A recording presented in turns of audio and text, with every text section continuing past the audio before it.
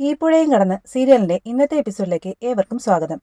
ഗംഗയെ കെട്ടാൻ വന്ന ചെറുക്കന്റെ വിവരങ്ങൾ സുജാതയ്ക്ക് ചോർത്തിക്കൊടുക്കാമെന്നും ഗംഗയുടെ വിവാഹം എങ്ങനെയെങ്കിലും മുടക്കാമെന്നും പറഞ്ഞ് സുജാതയെ ചാക്കിലാക്കുകയാണ് ലൂസിയമ്മ. സുജാത കാര്യം നടക്കാനായി ഒരു 100 രൂപ നോട്ട് ലൂസിയമ്മയുടെ കയ്യിൽ വെച്ചു കൊടുത്തു. തൽക്കാലം ലൂസിയമ്മ ഇത് വെക്ക്, കാര്യം നടന്നു കഴിഞ്ഞാൽ പറയുന്ന കാശ്, സുജാത പറഞ്ഞു. ഇതെല്ലാം വിനീത് കാണുന്നുണ്ടായിരുന്നു. മനസാക്ഷിക്ക് നിരക്കാത്തതൊന്നും ചെയ്യല്ലേ അമ്മേ, വിനീത് സുജാതയോട് പറഞ്ഞു.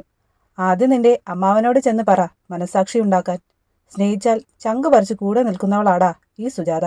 പക്ഷേ വെറുത്താലുണ്ടല്ലോ സ്വന്തവും ബന്ധവും ഒന്നും നോക്കില്ല, ചങ്ക് പറിച്ചെങ്ങെടുക്കും. പിന്നെ നിന്റെ കടയുടെ പേരുണ്ടല്ലോ, ഗംഗാ ടൈലറിങ്സ്, അതങ്ങ് മാറ്റിയേക്കണം. ആ മരയൊന്നിന്റെ മുഖവും ആ ചുമരിൽ നിന്നങ്ങ് മാറ്റിയേക്കണം, സുജാത പറഞ്ഞു. ഇതേ സമയം റൂം സർവീസിന്റെ പേരിൽ ചില കംപ്ലയിൻസ് കിട്ടിയെന്ന് പറഞ്ഞ് രാജേശ്വരി ധന്യയെ വിളിപ്പിക്കുന്നു. ടീക്കപ്പ് റിസോർട്ടിനെ കുറിച്ച് സതീഷ് ബാബു എന്നൊരാൾ വളരെ മോശമായ റിവ്യൂ എഴുതിയെന്ന് പറഞ്ഞ് ആ റിവ്യൂ ധന്യയെ രാജേശ്വരി വായിച്ചു കേൾപ്പിച്ചു. നിനക്കിത് കേട്ടിട്ട് എന്ത് പറയാനുണ്ടടി, രാജേശ്വരി ധന്യയോട് ചോദിച്ചു. ഞാൻ എന്ത് പറഞ്ഞാലും മാഡം എന്നെ ചീത്ത പറയുമല്ലേ? ആ മന്ത്രിയുടെ മകന്റെ കാര്യം മുതൽ മാഡത്തിന് എന്നോട് ദേഷ്യമല്ലേ, ധന്യ ചോദിച്ചു. ഇത് കേട്ടതും രാജേശ്വരി ധന്യയുടെ കവിളിൽ ആഞ്ഞൊരടി കൊടുത്തു. അഹങ്കാരി, ജോസഫെ, ഇവളെ എന്റെ മുന്നിൽ നിന്ന് പിടിച്ചുകൊണ്ടുപോ, രാജേശ്വരി പറഞ്ഞു. നിവിൻ ഇതെല്ലാം കാണുന്നുണ്ടായിരുന്നു. ഈ നേരം സ്നേഹതീരത്തിൽ ഗംഗയെ തയ്ക്കാൻ ഏൽപ്പിച്ച തുണി തയ്ച്ചു കഴിഞ്ഞോ എന്നന്വേഷിച്ച് ഗായത്രി വിളിച്ചു. അത് ചോദിക്കാൻ കാവേരി ഗംഗയെ തിരഞ്ഞു നടക്കുകയാണ്. ഗംഗ മുറ്റത്തെ മരത്തണലിൽ നിന്ന് കെട്ടാൻ പോകുന്ന ചെറുക്കനുമായി ഫോണിൽ സംസാരിക്കുകയാണ്. ആ മരത്തിലെ ഇല മുഴുവനും നുള്ളിക്കളയല്ലേ ഗംഗേച്ചി, കാവേരി പറഞ്ഞു. ഗംഗ നാണം കൊണ്ട് ഓടി.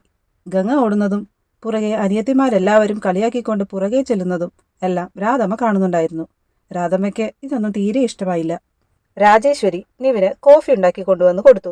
നിവിൻ രാജേശ്വരിയോട് പറഞ്ഞു, അമ്മേ, നമ്മുടെ റിസോർട്ടിന് ഒരു കസ്റ്റമർ റേറ്റിംഗ് തരുന്നതും റിവ്യൂ തരുന്നതും കൊടുക്കുന്നതും ഒക്കെ ഒരാളുടെ വ്യൂ പോയിന്റ് ആണ്, ഒരാളുടെ എക്സ്പീരിയൻസ് ആണ്, രാജേശ്വരി പറഞ്ഞു. ഇതുപോലെ 4 നെഗറ്റീവ് വന്നാൽ മതി നിവിൻ നമ്മുടെ റിസോർട്ടിനെ ആ വെബ്സൈറ്റിൽ നിന്ന് തൂക്കിയെടുത്ത് വെളിയിൽ കളയാൻ. കളഞ്ഞോട്ടേന്നേ, പക്ഷേ ആ കുട്ടിയെ അടിക്കാനുള്ള അധികാരമൊന്നും അമ്മയ്ക്കില്ല. ഏതോ മന്ത്രികുമാരന്റെ കാര്യമൊക്കെ അവൾ പറയുന്നുണ്ടായല്ലോ. ഇതൊക്കെ പുറത്തറിഞ്ഞ അമ്മയുടെ ഇമേജ് എന്താവുമെന്നറിയോ, നിവിൻ ചോദിച്ചു. പുറത്തെ കാര്യം വിട്ടേക്ക്, അകത്തെന്താ നടക്കുന്നതെന്ന് നിനക്കറിയോ? ആ കുട്ടിയെക്കുറിച്ച് എന്ത് നിനക്കറിയാം? ധന്യയ്ക്ക് അച്ഛനും അമ്മയുണ്ട്. അച്ഛനൊരു ജോലിയേ ഉള്ളൂ, കള്ളുകുടി. അമ്മയ്ക്ക് എസ്റ്റേറ്റിൽ കൊളുന്തുനുള്ളലാണ് ജോലി. പുഷ്പവാടിയിലെ രീതി അനുസരിച്ച് അധികം പഠിക്കാനൊന്നും പോയിട്ടില്ല ധന്യ. എഴുതാനും വായിക്കാനും അറിയാം, അത്രേ ഉള്ളൂ. മക്കളാകാൻ പ്രായമുള്ള 2 അനിയത്തിമാരുണ്ട് അവൾക്ക്. അവരുടെ സ്കൂളിലെ പഠിപ്പും ധന്യയുടെ വരാനിരിക്കുന്ന കല്യാണവും അച്ഛന്റെ ദിവസമുള്ള മദ്യപാനവും ഒക്കെ അമ്മ കൊളുന്തു നുള്ളി കിട്ടുന്ന പണത്തിൽ നിന്ന് കിട്ടണം. ധന്യയെ കൂടി എസ്റ്റേറ്റിൽ വിട്ട് കൊളുന്തു നുള്ളി കിട്ടുന്ന പണത്തിന് കള്ളു കുടിക്കാനായിരുന്നു അച്ഛന്റെ പ്ലാൻ. അതിനിടയിലാ അവൾക്കിവിടെ ജോലി കിട്ടുന്നത്. 3ഓ 4ഓ ക്ലാസ് പഠിപ്പുള്ള കുട്ടിക്ക് പുറത്തെന്ത് ശമ്പളം കിട്ടുമെന്ന് നിനക്കറിയാലോ. അതല്ല ഞാൻ എന്റെ സ്റ്റാഫിന് കൊടുക്കുന്നത്. മാന്യമായ ശമ്പളത്തിന് പുറമെ ലാഭവിഹിതത്തിന്റെ ഒരു ഷെയറും കൊടുക്കുന്നുണ്ട്. പിന്നെ കല്യാണം, മരണം പോലുള്ള ആവശ്യങ്ങൾക്ക് നല്ലൊരു തുക കൊടുക്കും. കല്യാണത്തിനും ക്രിസ്മസിനുമൊക്കെ ബോണസ് വേറെയും. അവരുടെയൊക്കെ കുടുംബം എന്റെ കുടുംബം പോലെ തന്നെയാ ഞാൻ കാണുന്നത്. അല്ലാതെ ഞാനിവിടെ എന്ത് സമ്പാദിച്ചു കൂട്ടാൻ? നിനക്കോ സത്യേട്ടനൊക്കെ ഇതിന്റെ ആവശ്യമുണ്ടോ? പിന്നെ നീയൊക്കെ മന്ത്രികുമാരന്റെ കാര്യം പറഞ്ഞല്ലോ, അക്കാര്യത്തിലൊക്കെ ചലഞ്ച് എടുത്തത് ധന്യയല്ല, ഞാനാ. ഈ പുഷ്പവാടിയിലെ പെണ്ണുങ്ങളെയൊക്കെ പലരും തൊടാത്തത് രാജേശ്വരിയുടെ തണലുള്ളതുകൊണ്ടാ. ഞാനിപ്പോ കാപ്പിയിട്ട് കൊണ്ടുവന്നപ്പോ നീ അത് കൊള്ളില്ലെന്ന് പറഞ്ഞില്ലേ? ശരിക്കും അത് കൊള്ളില്ലെങ്കിലും നീ അത് പറയില്ല, എന്നോടുള്ള സ്നേഹം കൊണ്ട്. സ്വന്തം വീട്ടിലെ സ്നേഹത്തിന് മാത്രം ആരും കണക്ക് വെക്കാറില്ല. റിസോർട്ടിലെ സ്റ്റാഫും കസ്റ്റമേഴ്സും തമ്മിൽ അങ്ങനെ ഒരു റിലേഷൻ ഉണ്ടെങ്കിൽ ഒരു ബാഡ് റിമാർക്കും ഉണ്ടാവില്ല. കസ്റ്റമർ ചിലവാക്കുന്ന പണത്തിന് അവർക്ക് വാല്യൂ ഉണ്ട്. ആ വാല്യൂ നമ്മുടെ സ്റ്റാഫ് കീപ്പ് ചെയ്യണ്ടേ? ഇത് അവരുടെ റിസോർട്ടല്ലേ.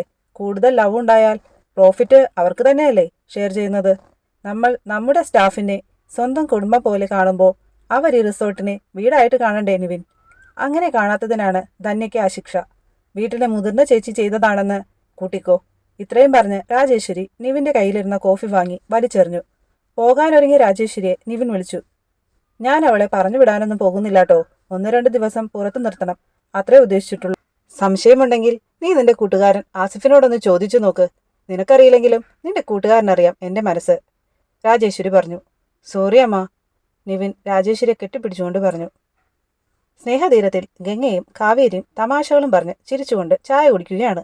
അവരുടെ അടുത്തേക്ക് ധന്യ വന്ന് നാടൻ കോഴിമുട്ടയുണ്ടോ എന്ന് ചോദിച്ചു. ധന്യയുടെ മുഖത്തെ പാട് കണ്ട് ഗംഗ ചോദിച്ചു. ആരാ ധന്യ നിന്നെ അടിച്ചത്?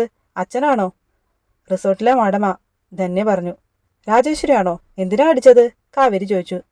അവിടെ വന്ന ഗസ്റ്റുകളിലാരോ കാപ്പി ചോദിച്ചപ്പോൾ സമയത്തിന് കിട്ടിയില്ലെന്ന് പറഞ്ഞ് റേറ്റിംഗ് കുറച്ചിട്ടു. എന്നെ പറഞ്ഞു വിടുകയും ചെയ്തു. ജോലിക്ക് ചെല്ലണ്ടെന്നും പറഞ്ഞു. ധന്യ പറയുന്നത് കേട്ട് കാവേരി ചോദിച്ചു. നല്ല എണ്ണം പറഞ്ഞുള്ള അടിയാണല്ലോ, തിരിച്ചൊന്ന് കൊടുക്കായിരുന്നില്ലേ?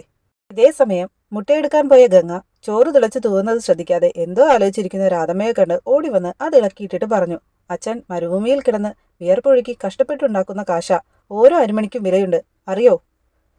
ഗംഗ ചോദിച്ചത് രാധമ്മയ്ക്ക് ഒട്ടും ഇഷ്ടമായില്ല.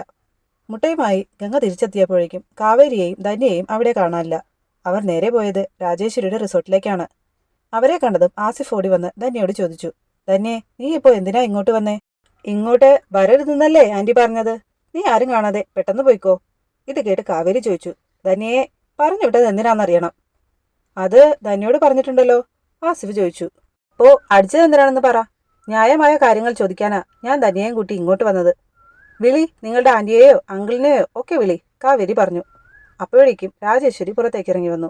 നാളത്തെ എപ്പിസോഡിൽ ധന്യയെ ജോലിയിൽ തിരിച്ചെടുക്കണമെന്ന് രാജേശ്വരിയോട് കാവേരി പറയുന്നുണ്ട്. അരവിന്ദൻ മക്കളോട് പറയുകയാണ്, ജോലിയൊക്കെ അവസാനിപ്പിച്ച് നിങ്ങളുടെ കുട്ടികളെയൊക്കെ നോക്കി ഞാനും ശാരദയും അവസാനം വരെ താമസിക്കുന്നത് ഇവിടെയായിരിക്കും. കൂടാതെ വിനീതിന്റെ കടയുടെ താഴെ വന്ന് ഗംഗ കാവേരിയോട് പറയുകയാണ്. കാവേരി, നീ ചെന്ന് ആ പടം മായ്ച്ചു കളയാനും കടയുടെ പേര് മാറ്റാനും പറയേ. അപ്പോൾ നാളത്തെ എപ്പിസോഡ് നമുക്ക് കാത്തിരുന്ന് കാണാം. അതുവരേക്കും ബായ്.